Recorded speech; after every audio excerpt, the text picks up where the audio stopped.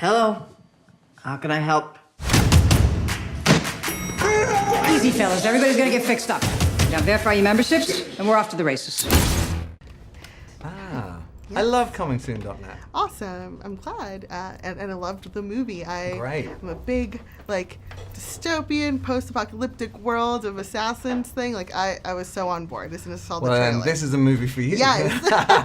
Can you talk a bit about sort of what inspired the idea? Well, it comes from a lot of different things. My love of Los Angeles, my love of bad guy movies. You know, actors always say, they much prefer playing bad guys to good guys. There's a part of me that watches bad guy movies more than good guy movies, so why not make them all bad guys? Yeah, exactly. But it also came from a little small thing as well, which was the story of Jodie Foster's character, the nurse, and the idea of this woman with a tragedy in her past who is kind of like Wendy from Peter Pan, just like fixing all of her lost boys. And so that's maybe at the heart of the idea. Can y'all talk about what was it about this script that made you excited, and did it give you something to do as an actor that you haven't done before? Well, for me, for sure. I mean, I feel like the nurse character is such a transformation for me. To play an old lady with gray hair and a fat pad and some yellow teeth. Pretty fun. Different walk. But yeah, all the different characters, each one of them in this tapestry has got this dynamic and this past and this identity crisis that's happening, and all of them are sort of imprisoned in their identities, trying to get out. For me as well, I thought. Well, first of all, I have to say that initially I was just told that I'd have opportunity to work with Jodie, and I flipped out. Yeah. And then I read the script, and I just thought, just really well written. It just really felt fresh. It felt original. It felt new. And as far as just the role itself, I thought it'd really be an opportunity for me to play a character different than anything I've ever done.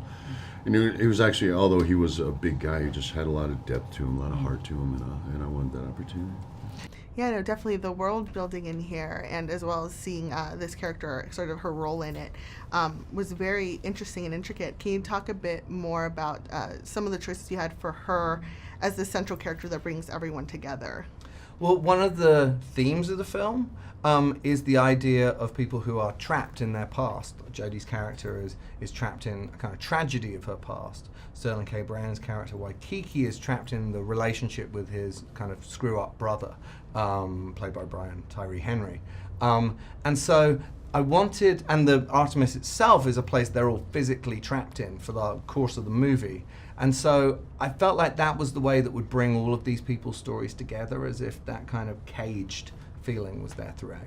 Can you talk about working together and building that between one another? Yeah, I think, for me, happens, I think it happened, it developed, and I think we started to connect at our initial table read together, because she started, needling me a little bit. But I think that's it, is once you just start to, get comfortable with somebody, and you can just kind of let it develop and happen while you're working together, and especially when you're working long hours together, and kind of, just, I don't know, kind of fleshing out the characters and just starting to connect. Yeah, it's kind of a fun mom-son love story, really, between the two of them. You know that they love each other, but they can't stop rebelling against each other and saying mean things to one another, And I think that there's something really genuine about that love. Yeah.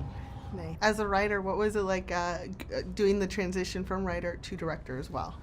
Well, I think as the writer-director, but someone who's traditionally been more of a writer, I think what you have to be prepared to do as a director is be horrible to the writer. I think you have to be prepared to throw out some of the stuff you've been working on for 5 years and just be in the moment and kind of listen to the actors, listen to the movie, and the same thing comes when you're kind of cutting it at the end.